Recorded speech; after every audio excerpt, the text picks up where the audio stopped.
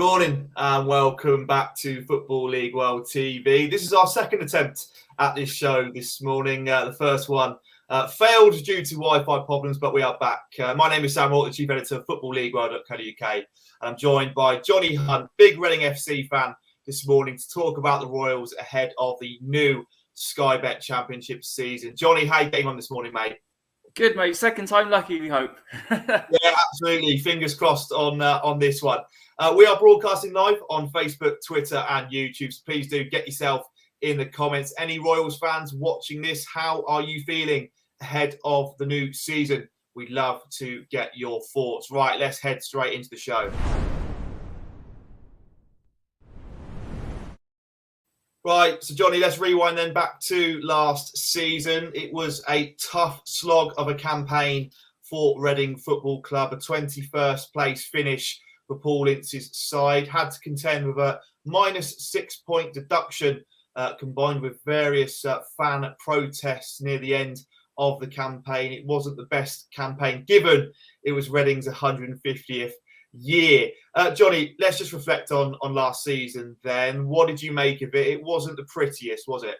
No, and I think it started off badly with injuries to Mate, and then it just went train out of control, really, wasn't it? Problems with obviously the waiting for the points deduction to be announced and all that anxiety around that hanging over the club.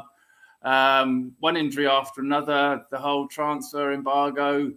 On the pitch, we didn't start off well. The pressure on the manager increased. A couple of decent performances, and then most goals let in the league, I think, for the season, which says it all, really, doesn't it? Yeah, absolutely. It was a real tough campaign. Do you ultimately think Reading were lucky to avoid the drop? Would you say that's a fair statement? Oh, definitely. I mean, if Derby hadn't been deducted all those points, we'd have gone down. That's how bad it was. Sometimes you get a bit of luck, don't you? And that, hopefully, that's as low as we can go. And this season, maybe we can start an upward turn again and get the club back to where it belongs. Yeah, absolutely. So obviously, last season we saw Veljko Paunovic lose his job after his really impressive first season in charge, nearly reaching the playoffs. He was dismissed. Paul Ince was brought in. What was your immediate initial reaction to that news? Because I think it caught a lot of Royals fans by surprise. Definitely. I think everyone went, what the heck? Everyone was kind of thinking, it's going to be someone, maybe one of, somebody with links to Reading, not somebody that's been out of football management for 8 years. He's obviously, a big name in football, but not the kind of the experience that you expect to be coming into a relegation battle, that we were in. But, that's football. It's such a random thing at times. Yeah, absolutely. Lots of Reading fans very, very surprised by the news. He is now, of course, the permanent manager of Reading Football Club. That was announced earlier this summer. Himself and Alex Ray are the two to sort of lead Reading into the new championship season. So, Johnny, let's just touch on that decision to make Paul Ince permanent. Were you happy with that call by the board? I think, he came in with a job to do last year was to keep us up. Did that. There's a couple of good performances he had. A few still weren't good. But, he obviously saw something that he could work with. And I think he probably put pressure on the owners to get the behind-the-scenes stuff right. And, the coaching, the recruitment. And maybe that's, he saw needed to change. And it was a challenge for him that he's hungry to get back into football. And what he's done since has been great. So, the guy deserves the best chance. Yeah, absolutely. I suppose it's sort of like it's hard to judge Paul Ince's job he did, given he arrived so late in the campaign last year. Do you think this sort of period in the summer and next season is where we can really start to judge Paul Ince's credentials at Reading? Yeah, definitely. I think even now he's still, with the transfer embargo as it is, we can't pay fees for players. He's working with a very limited resources, but as with the signings that we've made this summer so far and what he's put into the club and even just, it's pre-season friendlies, but just the first couple of performances and you can see his influence as a manager on the team structure, much more organised, harder to beat. And he's got some passion and commitment there. Yeah, absolutely. I had a comment come in. Please do keep your comments coming in We are broadcasting live on Facebook, Twitter and YouTube. Mark Robson on YouTube. Great to have you with us this morning. Paunovic didn't help himself as he took on too many roles and stopped him being manager. He certainly did have a lot to deal with during his time in charge of the Royals. Let's just touch on next season then. This is why we are here. We're going to look ahead to the 22-23 season. Let's just, a couple of months ago, Johnny, lots of Reading fans would have been feeling quite down in the dumps heading into the campaign. Lots almost writing off the season before it even began. But we've seen lots of transfer business over the last few weeks. Lots of players have arrived. What have you made of the transfer business in so far? Let's just touch on Shane Long, I suppose, first. Shane Long. A player that I'm sure you're a massive fan of, Johnny, and Reading fans are who support the club. Left the club 11 years ago. He's now returned. Just sum up your thoughts to see Longy back in a Reading shirt. I just think it was, the build up to it. How many times we talked about him being in the Oracle, and then they announced the transfer via that. Bit of fun, a bit of positivity around the club, and we all know what Shane Long brings. Yep, he's 35 now, but he has, the passion and the commitment for the club. He's seen in the interview since he started with us. But as a player, he works his socks off. We know he's not the most prolific striker. He's coming towards the end of his career, but it's a perfect match in the Championship. He's still got a point to prove. He's still hungry. Again, with the younger players we've got in the club at the academy, which again, another kind of positive over the summer, we managed to get a lot of our academy under 23 players re-signed when we weren't sure how many were going to go out of contract. He's a guy that we need to, it's going to be a tough season, but you want fighters and he'll lead by example. And that's what we've lacked probably for a few years with the club. People that you go, yep, they're running out and putting 100% effort into it. Yeah, absolutely. Massive hats off to the Reading FC Twitter account as well. I thought their reveal of Shane Long at the Oracle was fantastic. Yeah. Mark Robson again getting in touch. Long signed, we are winning the league.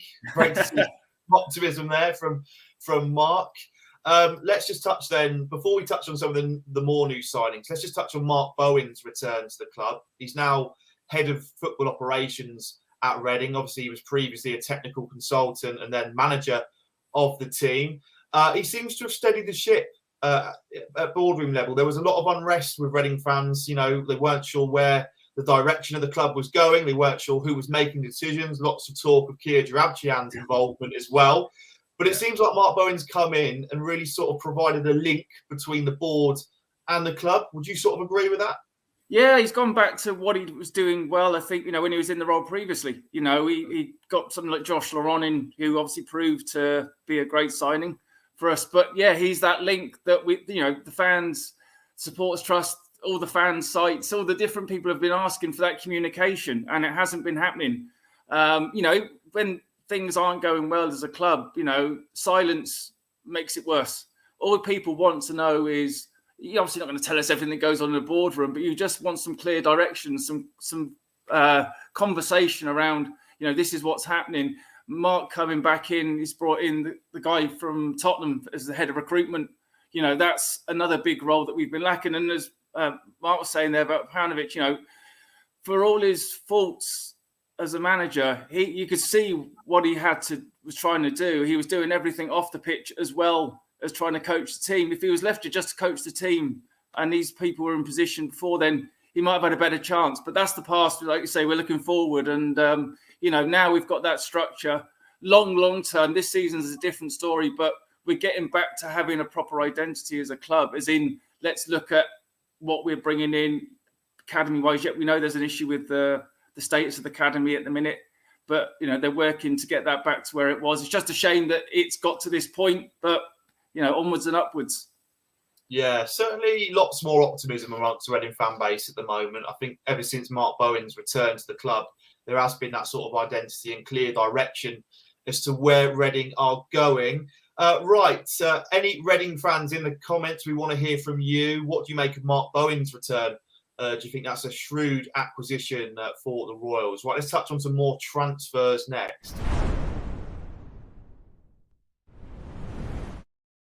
Right, so Johnny, we've touched on Shane Long, arguably Reading's most marquee signing of the summer. 7 signings Reading have made so far in what is quite tough circumstances, given the financial restrictions that are placed upon the Royals. They can only sign free agents and loan players. Let's look at some of the other signings then. Obviously, Paul Ince has returned to the club on a permanent deal. What's your thoughts on that one? Oh, it's great having his dad as manager, isn't it? Buy one, get one free. He's a good player. He came in last season, and again, he looked good. He's got a point to prove. On his day, he's a class player, and to get him on a free, to get him into the squad, to get him, I think one of the biggest problems we had last season was a lot of our signings were made towards the end of the transfer window, where guys didn't have proper pre-season training. Hence, Holliet and a few other guys, Halovic, injuries were constantly niggles, from probably not having that starts the season. So this season's been huge to be able to get a lot of transfer done fairly early in the window so Ince can work with them. But I think Tom's a great signing for us. Yeah, absolutely. Obviously, Jeff Hendricks arrived on loan from Newcastle. He's made an impressive start in pre-season, 2 goals already from him. He adds an element of experience and steel in the middle of the park. Are you happy with that addition? Yeah, look, he's a class player. He's on his day again. He brings that experience and knowledge of football that is priceless for a club like us at the minute. And he's started off well for us. We all know his qualities. I think had a bit of a he went to QPR in January, didn't he? For had a number of games there. But again, this gives him a whole season to show what he can do. He's got, I think, another year left at Newcastle after this, so it's an ideal opportunity for him and the club. It's a no-brainer, and I'm looking forward to him coming in, because I think he's going to be a big addition to what we're trying to do. Yeah, I get the feeling he's going to be a mainstay in the side all season, in the heart of the midfield for Reading. Let's just touch then on Tyrese Forner on loan from Nottingham Forest. He's made a pretty promising impact in the early games of pre-season. Looks like another exciting addition. Are you happy with that one, Johnny? Yeah, look, he's again, I think with Bowen, he's gone out and looked for players for attitude, not just ability, and he's obviously seen something maybe similar to Josh Laronio at Shrewsbury when he was there that will fit into our club. He's hungry and he's confident, and I think he's going. The good thing is for him, he's going to get games. He may not play, start every game, but he's going to have a full season of Championship football. So again, it's like another no-brainer for him, the parent club, and us, while we can't do other transfer business around. So and he's good. Started off well. So again, it's another exciting transfer for us to look forward to. Yeah, certainly seems a good deal for all parties, that one, Tyrese Forner. Let's just touch on Sam Hutchinson. His deal at Reading was confirmed yesterday. 2 years for Hutch. Happy with that one. Again, he's been a pretty mainstay in the Reading team in the pre-season games. Obviously, can operate at centre-back and central midfield. Lots of Sheffield Wednesday fans disappointed to see him leave the club this summer. What's your thoughts on Hutchinson arriving? Again, it's another bit of brilliant transfer.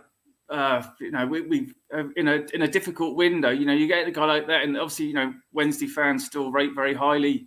Like you say, he comes in with experience, leadership, and is a good player. Can play 2 positions as well, and a 2-year contract. Look, we've had contracts at Holmes and Yeardom come in as well, which kind of the quieter transfer news that we had, but those long-term plans are back in place, that we're not just gambling on season by season. We're like, okay, we need to get these guys signed up and learn the lessons from the Omar Richards, the Michael Elise deals, and that's, it's exciting. It's something to look forward to as a fan. Yeah, absolutely. Let's just finally touch on the last two goalkeepers arriving at Reading this summer, Dean Bouzanis and Joe Lumley. Thoughts on these 2 additions, and who do you want to be the number 1 next season? It's always great to have an Aussie goalkeeper back after Feds, and didn't do badly the other day saving a penalty, did he? But I know Lumley, he got not very positive reception from the Middlesbrough fans, but circumstances, being maybe back at Reading, fresh start, different approach. goalkeeping position is the toughest one. And when, confidence, as you've seen with Reading's goalkeepers last season, Luke Southwood, it can go so easily, especially when the team's struggling or, you make a mistake. So, again, the recruitment side of things, they must have seen something in them that they thought we need. And also as well, I think what Ince, alluded to himself, we need two big keepers physically for the way that they're going to play. And he sounds like a very vocal keeper, as does the other Aussie lads. So, it's a rebuild. It's a process of restructuring a team, isn't it? Through, the spine, that's what you need in a team to be successful. Yeah, absolutely. A comment come in from Football League One writer and Reading fan Adam Jones. Think we still need two left backs, one centre back, a central midfielder, a backup option for Ajaria, and a striker if Puskas goes. Johnny, what do you make of that? If anyone knows any left backs, let us know. I think this is the it's the golden position. As I know the lad that was there, Guinness Walker. Yeah, that was injured. The other trialist that we had come in, the ex-Arsenal laddie. I think Will you on about? Yeah, and he looks promising. The other lad looks promising, and it's who else is out there? It's left backs. It's the toughest position to fill. I think there's not many naturally left-footed players around that are available. If they're hungry to play and they're, at the end of the day for Reading, they're cheap, free. Look, we did one of our best ones, Nicky Shorey, I think was pretty similar. So there's quality and there's players out there in the lower levels that, have a point to prove. So, it'd be interesting. And then obviously when the towards the end of the window, maybe, the loan market with the Premier League, when their squads are announced, there might be an option there. But, fingers crossed that, maybe, say like another midfielder that, to provide a bit of competition, obviously, for Aljara. But he looks good playing central mid. It may be his, the opportunity for him to shine now, with Swift going. So lots of positives. Yeah, absolutely. A number of players still on trial with Reading. As I said, Nesta Guinness Walker played against Wimbledon and West Ham, and Nasir El-Mani as well, the attacking central midfielder, currently on trial with the Royals. So we'll wait and see if anything comes of that. Right, Johnny, we've talked about incomings. Let's just touch on some of the bigger departures next. There's been a number of departures from Reading this summer, 3 notable ones in particular. John Swift, he left the club. He's now at West Brom. Andy Rinomota departed for Cardiff City, and Josh Laurent left for Stoke City. 3 big players for Reading last season and the last few seasons. What do you make of their departures, Johnny? I think we all knew Swift was going to go. It's inevitable, really. I think for me personally, I thought he'd go to a higher level, the guy with his ability. But then Big Ron's spending his money at West Brom now, isn't he? After doing that here, not so well. And that's a shame. But good luck to him. He's a class player on his day and was one of the most enjoyable players to watch for us. Rinomota and Laurent, I know, they obviously offered a deal, didn't suit them, whatever the reasons they went to, good luck to them. We need players that want to be here and want to fight for the position. And, I'm not being critical, but, you've got Jeff Hendrick, who's probably better quality than either of them on his day, more experience. So, the team's going in a different direction, a different way of playing. They were part of Reading's, recent history and, good players, but football's now not about players ever staying for more than a few years, is it? So you don't have the Parkies of old staying for 10 years. So, that's the way football is. We look forward rather than looking back. Yeah, absolutely. Mark's got back in touch with us via YouTube. If they didn't want to stay and fight, we don't want them. Simple as that. Right, let's look at a few more Reading talking points next.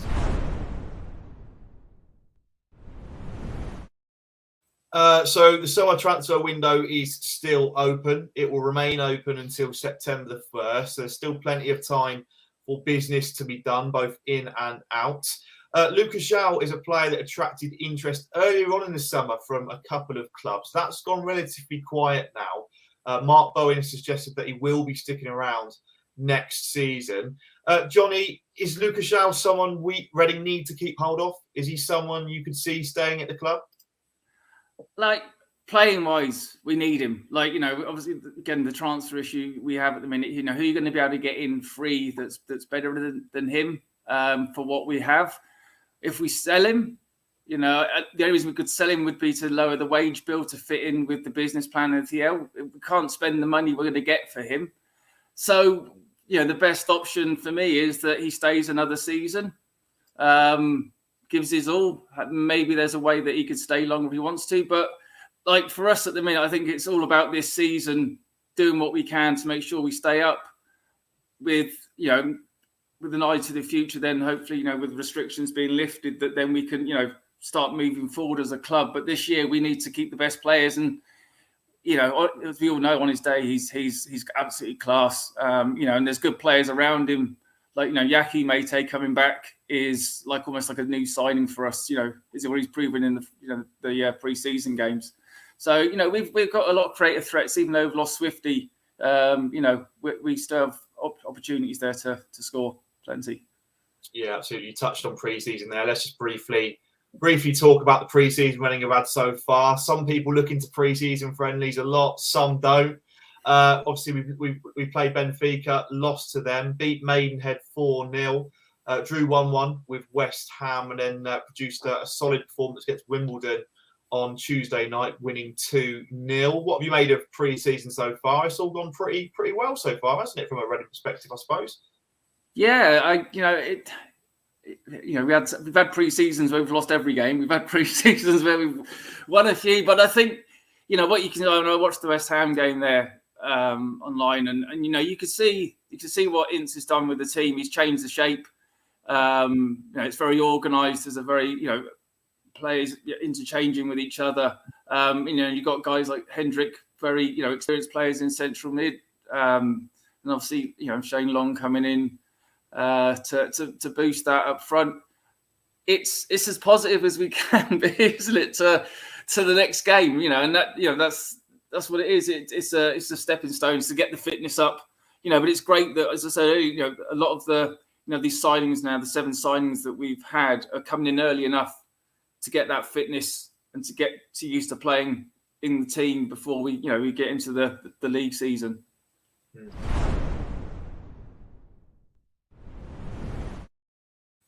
Right, let's touch on next season then. It begins next week. In fact, it's come around really quickly. Reading travel to Blackpool on the opening weekend of the season. It was a tough fixture for Reading last season, a heavy defeat at Bloomfield Road. But Reading go there with a renewed sense of optimism ahead of what's been a pretty good summer for the club on the whole. Johnny, how are you feeling about Blackpool first game this season? Is it a winnable game? Obviously, Neil Critchley's left Blackpool now. Michael Appleton's the new manager there.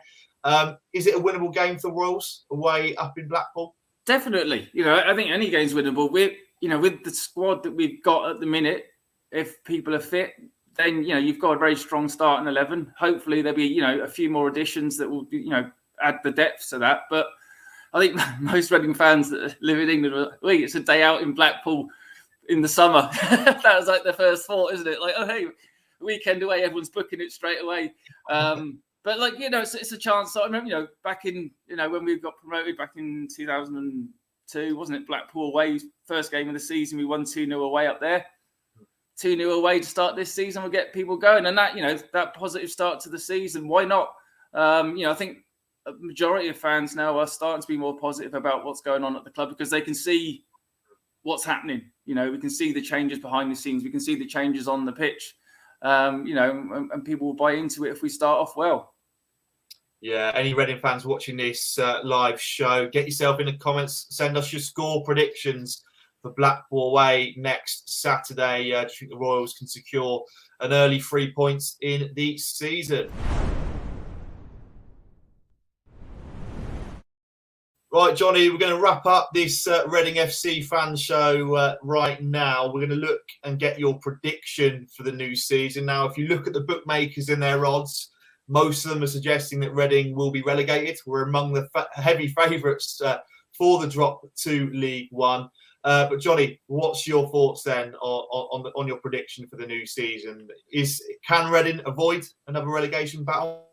Yeah, they can. You've got the squad there.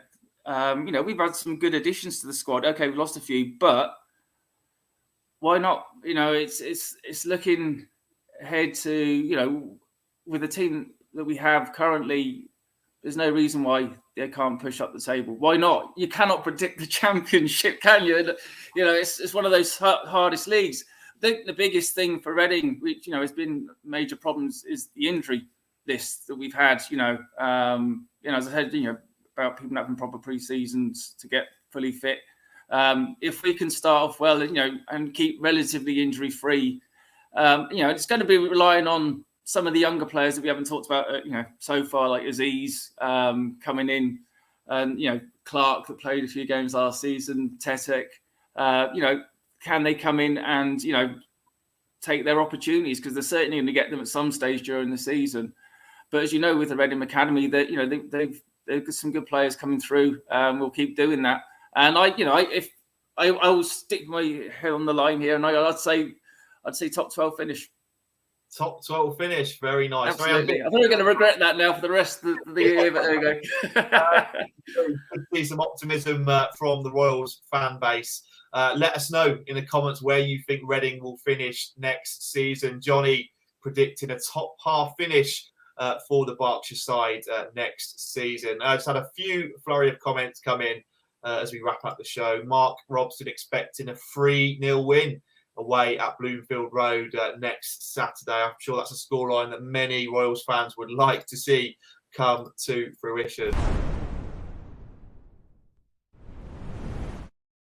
Right, well, that brings an end to this morning's The Fans Voice show here with Johnny Hunt, the big Royals fan. Johnny, thanks so much for joining me this morning, mate. Really, really enjoyed that one. We've got lots more coming up on Football League World TV today. We're going to be speaking to a QPR fan, a Hull City fan, a Cardiff fan, and a Wigan fan ahead of the new championship season that kicks off next week. If you're watching the show on repeat on YouTube, please do stick a like in below this video and subscribe to the channel. We are edging closer to 1,000 subscribers, so we really do appreciate all the new support on the channel. But from myself and Johnny, we shall see you soon.